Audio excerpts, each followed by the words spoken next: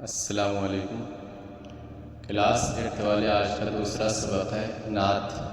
ماہر القادری اس کے لکھنے والے 1907 سے 1978، 1907 میں پیدائش سے 1978 میں انتقال ہے۔ ان کا اصلی نام منظور حسین صدیقی تھا۔ وہ کثیر کلاں ضلع بلند شہر یوپی میں پیدا ہوئے ہے۔ یہ پڑھ لینا تھوڑا سے، اور جو سمجھ میں نہ آئے وہ پوچھ لینا۔ چلو دیکھ لیتے ہیں۔ زمانے کی فضا میں انقلاب آخری آیا، نچھاور کر دیا قدرت نے سب فطرت کا سرمایہ۔ کہتے ہیں کہ زمانے کی فضا میں، یعنی یہ زمانہ جو زمانے کی فضا تھی، پہلے پیارے نبی صلی اللہ علیہ وسلم کے آنے سے پہلے ہر طرف ظلم و بربریت، ظلم و ستم، یہی سب ہوتا تھا، جس کی وجہ سے جب پیارے نبی صلی اللہ علیہ وسلم دنیا کے اندر آئے تو یہ زمانے کی فضا بدل گئی۔ انقلاب نے بدلنا، انقلاب یعنی یہ زمانہ، یہ فضا بدلنے لگی، زمانہ بدلنے لگا۔ نچھاور کر دیا قدرت نے سب فطرت کا سرمایہ، یعنی اللہ تعالیٰ نے ان کو پیدا کرنے کے لیے دنیا کی تمام خوبصورتی ان کے اندر ڈال دی، ٹھیک ہے۔ وہ آئے جن کے آنے کی زمانے کو ضرورت تھی، وہ آئے جن کی آمد کے لیے بے چین فطرت تھی۔ پیارے نبی صلی اللہ علیہ وسلم آئے تو زمانے والے ان کی ضرورت، ان کی بہت زیادہ ضرورت محسوس کر رہے تھے، ٹھیک ہے، اور زمانے میں بہت زیادہ ضرورت تھی اس دنیا کے اندر۔ وہ آئے جن کی آمد کے لیے بے چین فطرت تھی، اور یہاں کی ہر چیز انسانیت یہاں پر بے چین تھی کہ کوئی آئے جو لوگوں کو انسانیت کی راہ دکھائے، ٹھیک ہے۔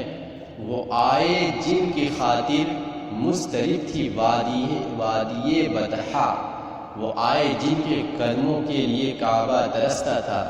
پیارے نبی صلی اللہ علیہ وسلم آئے تو وادی بطحا، مکہ کی وادی جو تھی، بے چین تھی۔ مکہ ہی پیارے نبی صلی اللہ علیہ وسلم کو آنا تھا، اللہ تعالیٰ نے پہلے ہی بتا دیا تھا کہ پیارے نبی صلی اللہ علیہ وسلم مکہ کے اندر آئیں گے۔ وہ آئے جن کے قدموں کے لیے کعبہ ترستا تھا، کعبہ بھی انہی کا انتظار کرتا تھا کہ کوئی آئے مجھے ان لوگوں سے پاک کرائے۔ کعبہ کے اندر پہلے بھی لوگ اسلام سے پہلے بھی حج کیا کرتے تھے، لیکن وہ ان کا کوئی طریقہ نہیں تھا، بے ڈھنگے طریقے سے حج کیا کرتے تھے، ٹھیک ہے۔ وہ آئے نغمے داؤد میں جن کا ترانہ تھا، وہ آئے گریہ یعقوب میں جن کا افسانہ تھا۔ کہتے کہ وہ آئے نغمے داؤد میں، یعنی وہ آئے تو نغمے داؤد علیہ السلام کے بارے میں کہ وہ جب پڑھتے تھے اپنی کتاب تو چرند پرند ہر چیز خاموش ہو جاتا تھا اور اس کو سننے لگتا تھا۔ تو وہی قرآن لے کر، وہی میٹھے انداز، میٹھی آواز کے ساتھ پیارے نبی صلی اللہ علیہ وسلم بھی آئے اللہ کے کلام کو لے کر، ٹھیک ہے۔ وہ آئے گریہ یعقوب میں جن کا افسانہ تھا۔ حضرت یعقوب علیہ السلام کے بارے میں ہے کہ جب وہ ان کے بیٹے حضرت یوسف علیہ السلام کو جب لے کر گئے تو یوسف علیہ السلام، یعقوب علیہ السلام رو رہے تھے، تو وہی گریہ، یعنی وہ آئے گریہ یعقوب میں جن کا فسادہ تھا، یعنی جنہوں نے امت کے لیے رویا ہے، نبی جنہوں نے امت کے لیے بے انتہا روئے ہیں۔ وہ آئے جن کی خاطر، وہ آئے جن کی خاطر مضطرب تھی وادی بطحا، وہ آئے جن کے قدموں کے لیے کعبہ ترستا تھا، کہ جن کے لیے وادی بطحا، مکہ کی وادی بے چین تھی، اور وہ آئے اور کعبہ بھی انتظار کر رہا تھا کہ کوئی ایسا شخص آئے جو اللہ کے قانون کو لگائے یہاں پر تاکہ لوگ قاعدے سے حج کریں۔